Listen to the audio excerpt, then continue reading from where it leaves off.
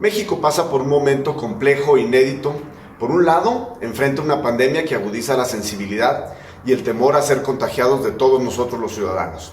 Y por otro, enardece a comerciantes y empresarios porque no llegan ayudas similares a países como Francia, Reino Unido o Estados Unidos. Y es en este punto en el cual quisiera hacer algunas reflexiones.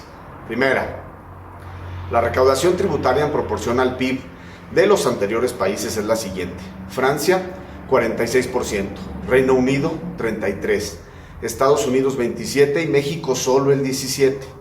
Dicha proporción impacta directamente en el gasto público y en la inversión que cada gobierno está posibilitado a hacer. Segunda, la deuda neta del sector público alcanzó la cifra de 463,000 millones de dólares, la más alta en la historia en monto y representa el 36% del PIB. Manejable, dicen los expertos, pero de los porcentajes más altos en los últimos 30 años. Haciendo un recuento por sexenio de la deuda, según los datos del Banco de México, Hacienda y el Banco Mundial, son los siguientes. Carlos Salinas la recibió en 93,000 millones de dólares y la entregó en 138,000. Zedillo la recibió en 138,000 y la entregó en 152,000. Vicente Fox la recibió en 152,000 y la entregó en 172,000. Felipe Calderón la recibió en 172,000 y la entregó en 344,000. Y finalmente Enrique Peña la recibió en 344,000 y la entregó en 446,000. ¿Por qué menciono los números? Pues porque es importante conocer la circunstancia en la que se recibió el país.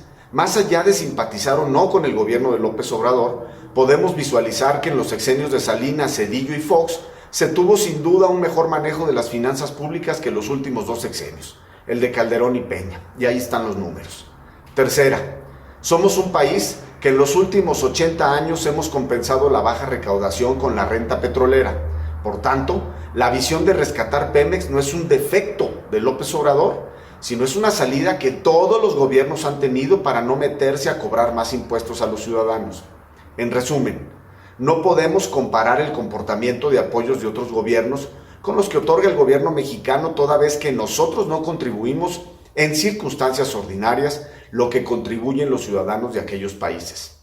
Estamos a punto de llegar a la orilla, es decir, ¿mantenemos la inercia de nuestros ingresos o cambiamos de fondo su composición?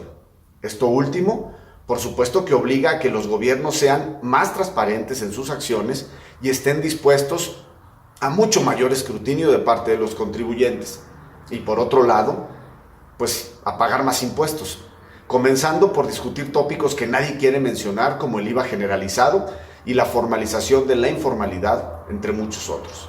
El quedarnos como estamos significa que México tiene una miopía simétrica, la del gobierno y la del sector privado.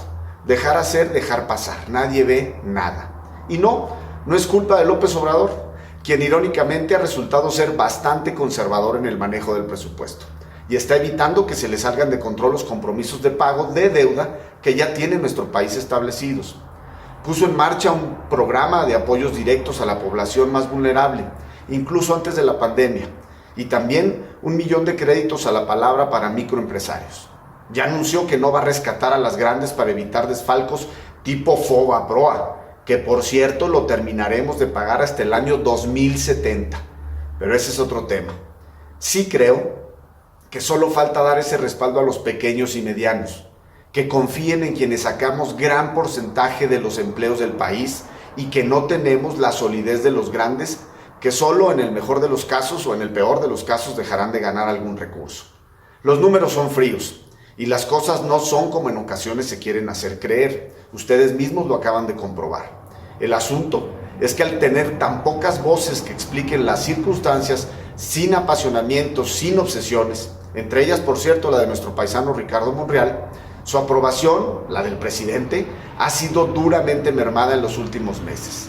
Ya veremos cómo acaba la historia. Por lo pronto, nos vemos el próximo lunes.